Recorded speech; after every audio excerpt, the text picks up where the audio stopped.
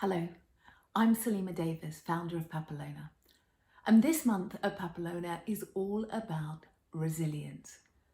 Now, resilience is a bit of a buzzword at the moment, isn't it? But what exactly does it mean?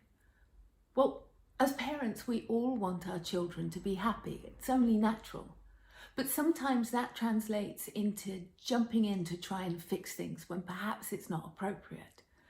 We all know about racing up to school with a forgotten exercise book or jumping in to intervene when our children are fighting amongst themselves. But that's not always helpful. Now, don't get me wrong, I'm not talking about those sort of big situations where your child comes home crying from school every day because somebody's being mean, or they need some extra help in some area, or any one of the myriad of situations where it is utterly appropriate and needed for us to step in and speak up for them. What I'm talking about with resilience is about preparing our children for life, real life. It's about understanding that life isn't all unicorns and rainbows, and that there will be setbacks and there will be challenges. And a child or a person who is resilient understands that and has the tools to keep going and to deal with those challenges as they arise.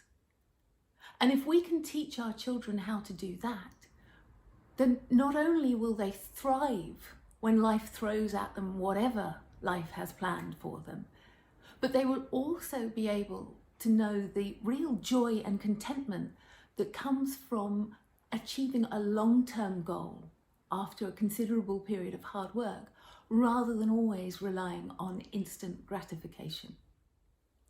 And for us at Papillona, resilience isn't just about bouncing back. It's actually about bouncing forward. It's about using those setbacks to propel ourselves to the next level, to move through and grow. About moving from a fixed mindset of, I can't do this, to a growth mindset of, well, I can't yet.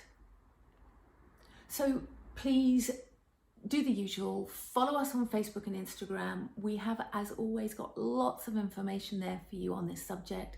I'd really encourage you to sign up to our Facebook group, because there we're going to be sharing a number of videos with a technique about how to foster resilience within your children and how to deal with all those frustrations that arise when things don't go their way.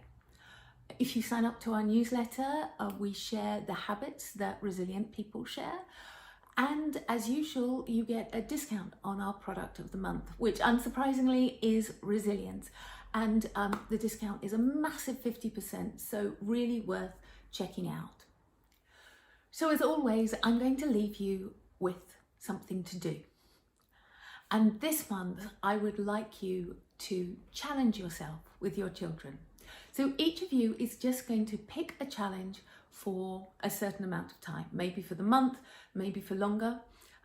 It's Lent, so we're not a particularly religious household, but we do like a chocolate egg. So everyone here has decided to commit to something. Now, for Tiggy, she's going to be making her bed every day. Kaya is giving up sugar. And I have committed to doing 15 minutes of karate every day, which is actually a bigger ask than you might think. And we are each holding each other accountable. 40 days, no excuses. If we don't get it right, there's no egg at the end. So you pick your own challenge, and obviously it doesn't have to be Lent for the month, for 3 weeks. The point is that you are encouraging discipline and persistence. And it's really important that however much you might want your children to do a particular thing, you remember that this is not about you. A big part of fostering resilience is allowing your children an element of age-appropriate independence and control. So they need to pick their own challenge and they need to pick their own reward. Now, obviously, you're going to have some say in this. As much as Tiggy might want it, she is not going to be rewarded for her making a bed for 40 days with a trip to Disneyland. A chocolate egg is quite enough. But that bit is down to you. But do give them some freedom. do let them choose, because when they buy into it, they were far more invested. So until next time, you know what to do. Follow us, like us, share, comment, ask for help. We're here. We really want to support you, and we love to know how you're getting on.